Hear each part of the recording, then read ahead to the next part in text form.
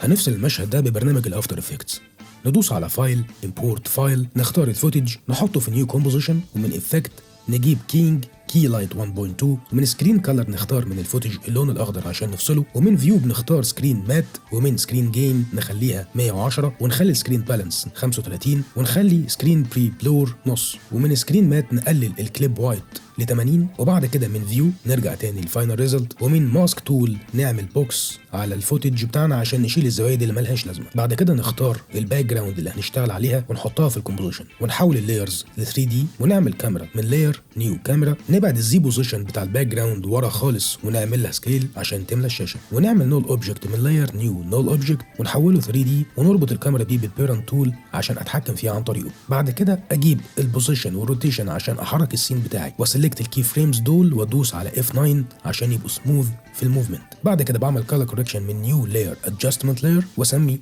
اللاير ده كولر كوركشن، ومن افكت كولر كوركشن كيرفز، وبعد ما اعمل شويه تصحيح الوان ادوس على الفوتج وادوس على افكت كولر كوركشن كيرفز، واحاول اعمل ماتشنج في الفوتج بينه وبين الباك جراوند، واجي عند الباك جراوند ومن قائمه افكت بلور اند شاربن فاست بلور، واخلي البلورنس 25، وادوس على ريبيت ايدج بيكسلز. بعد كده احط الكومبوزيشن بتاعتي في نيو كومبوزيشن، واجي عند كومبوزيشن اختار كومبوزيشن سيتنجز، اخلي الويدث زي ما هو، واخلي الهايت 540 عشان يبقى كروب زي مشاهد السينما مع شويه افكتس كتير قوي،